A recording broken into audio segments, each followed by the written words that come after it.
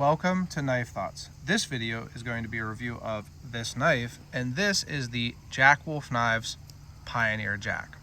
And first of all, this knife was sent to me by Ben of Jack Wolf Knives, so a huge thank you to Ben for sending this knife along. I always really love getting to check out these knives, especially when they are new models, and I was especially excited. I'm always excited to check them out, but I was especially excited to check this one out because I didn't know that Ben was working on what I'm going to call a Farmer Jack.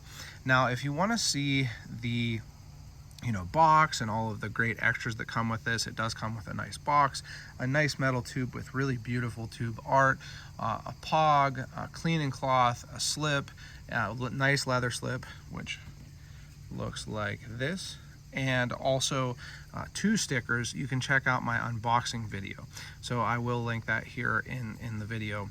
But I'm going to call this a Farmer Jack, and if you're familiar with traditional knives, you might be thinking that's a sodbuster, and it is the same pattern as a sodbuster. But the thing is that the term sodbuster, at least with a space between sod and buster, is actually trademarked by Case.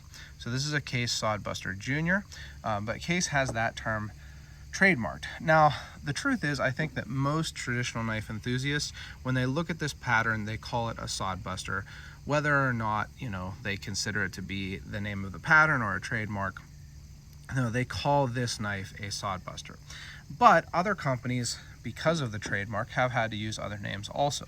So, for example, Great Eastern Cutlery calls theirs the bullnose, and then Marbles or Rough Rider call theirs a work knife, and while Queen was still around, they called theirs the country cousin. And really all of those names emphasize the idea that this would be a knife that was used by someone who works the land, who is in agriculture, things of that nature, where you're really working the land. And that's where the name sodbuster actually comes from. It was a term used for people, in the 1930s who were working the land. But that's why Ben is calling this a Farmer Jack.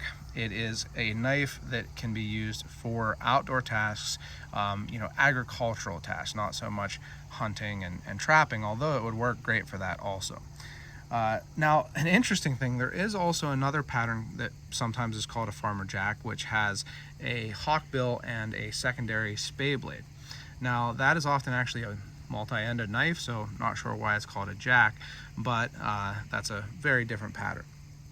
So this is a pattern that has been around for a long time, so it could have been called a sodbuster before Case trademarked it, which I believe the Case version first came out in the 1960s. So it was probably being called that before then, and if not, it certainly is an old pattern.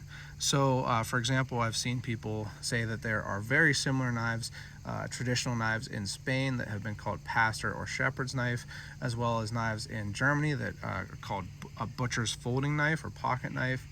And there's lots of other knives with the same shape because it is really just a very classic, simple folding knife shape.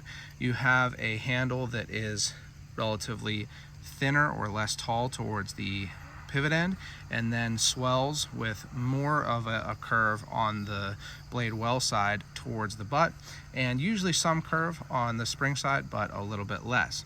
And they pretty much all have a similar shape to this. I'll again show you the 2 other versions that I have at hand. You can see very similar, some variations, but definitely similar. And the Pioneer Jack has Ben's classic kind of modernization of the pattern while keeping the real core attributes. So for example, it has some facets. So rather than just being rounded like the Case and the GEC at the butt, you can see that it has facets, and there is some chamfering along the butt there also, which is a nice touch, makes it a little bit more comfortable in your back pocket if that's how you carry, which is how I carry my traditional knives. And then also you can see there's actually 2 corners here on the back spring. Now they're very, very slight, so you don't feel them when you're, holding the knife, but you can see them. So just some kind of updates. And then another update is that it does have a bolster. So you can see that this knife has a relatively elongated bolster with Ben's signature 3 lines. And a traditional farmer jack, or whatever you want to call this pattern, traditionally is what's called a shadow pattern. So that means there's no bolster, it just has the cover material, and then often we'll have what's called a bird's eye pivot. So you can see here on the bull nose that there is a collar around a relatively thick pivot pin. And the case has basically the same type of pivot, but they're the same material. You can't really see the pivot within the collar there, but it's the same idea.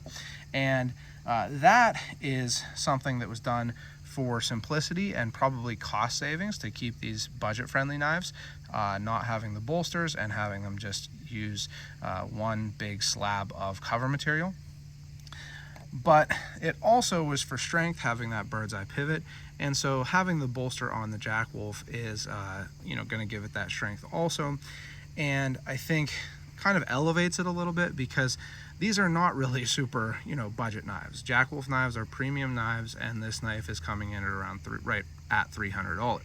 So it is nice to have that bolster, and it is a relatively elongated bolster. Now, not everything can be a Barlow. Like I did call the version 2, the 2023 swayback jack, a swayback Barlow, but being that the handle is a little longer on the Pioneer jack, I am not going to call it a Barlow, but it does have a relatively elongated bolster as compared to something like a regular jack, like the Big Bro jack there. So another interesting update. Now the blade is pretty classic farmer jack. So it has pretty much a straight spine, maybe ever so slightly an upturn, but I think that that's just a look thing from that swedge. So just a classic straight spine blade there, not really a drop point, not really a trailing point, just a classic straight spine blade. Nice straight edge, and then a good abrupt turn up to the tip.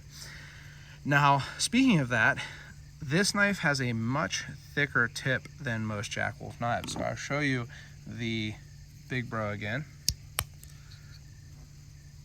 And you can see, if it will, there we go, you can see that the tip is significantly thicker on the Pioneer jack.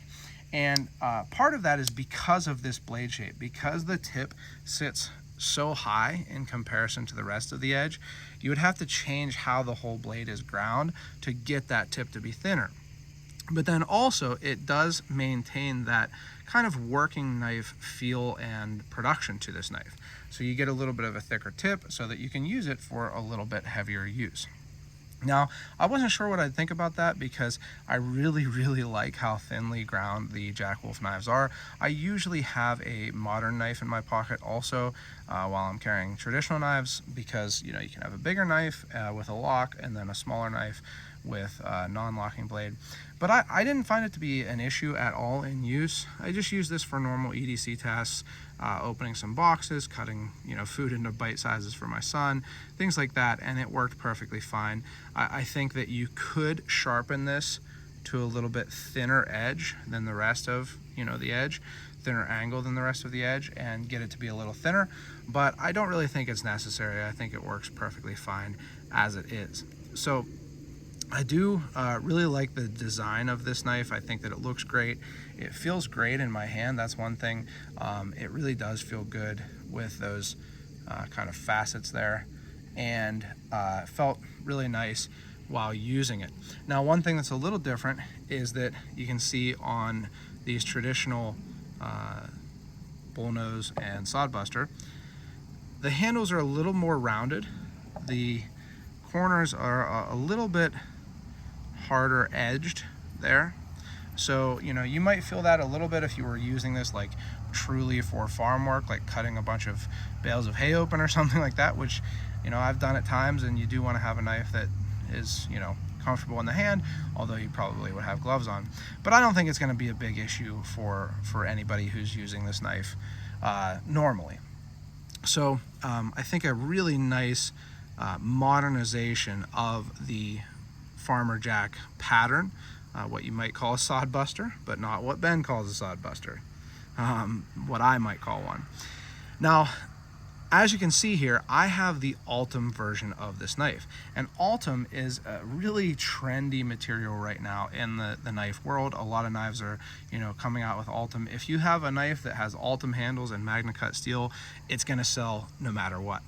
The interesting thing is that Ultim is actually not really a new material. It was made in the early 1980s from what I can tell, and has been around in various industries, especially aircraft and like computer parts, for a while. But like other synthetic materials in the knife world, it just took a while for the knife industry to catch up. But it is appreciated for being very, very stable at high temperatures. So you can get it hot, you can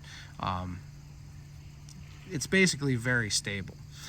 So an interesting thing with having a synthetic handle on a knife like this is that it's actually very traditional. So the Bullnose from Great Eastern Cutlery and the Sodbuster Jr. from Case both typically have synthetic handles, and the Queen Country Cousin did. It's common for this pattern, and synthetic handles have been around for a long time, over 100 years. Celluloid and different early plastics and synthetics. And the first Case Sodbuster, from what I understand, was in a synthetic. So it's a very traditional thing, and I think that the Ultim is a cool option on the Pioneer Jack because it's like an updated version. So the Ultim is certainly fancier and newer looking and feeling, I would say, than something like Delarin or whatever the trademarked version GEC uses is.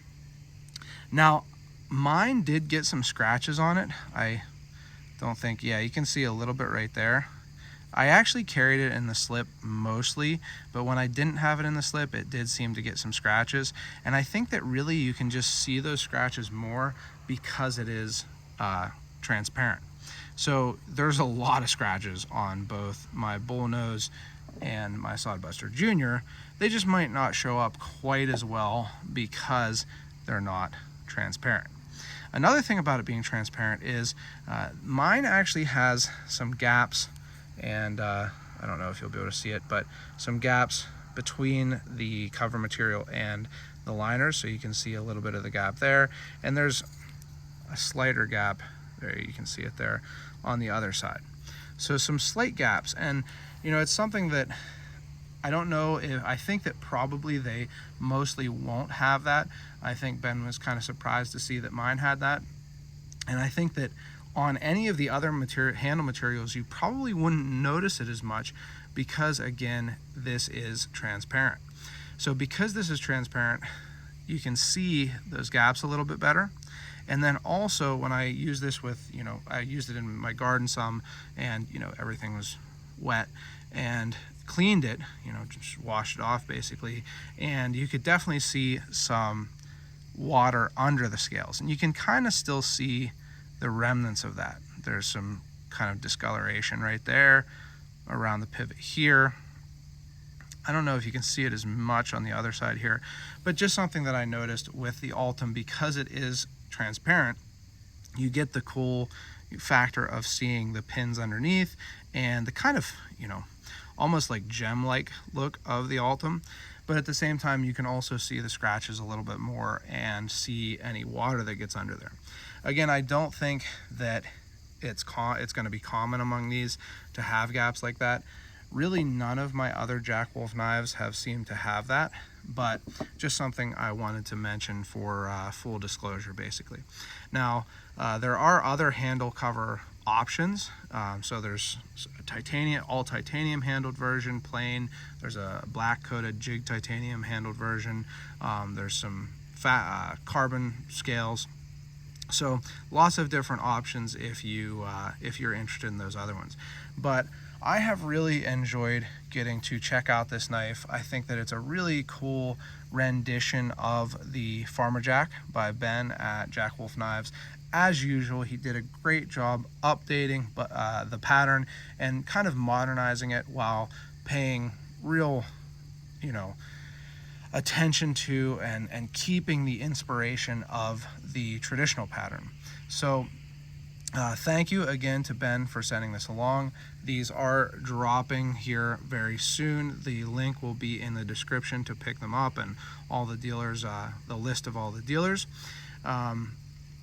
Make sure if you do pick one up, you let them know that you heard about it on Knife Thoughts, and make sure you subscribe to my channel, click the bell and select all so you know when I post new videos. Hopefully we'll have lots more videos on Jack Wolf Knives, and I already have lots out there. Check out my website, knifethoughts.com, where I post articles on knives like this and knife related topics. And last but not least, as always, don't forget to go out and do good.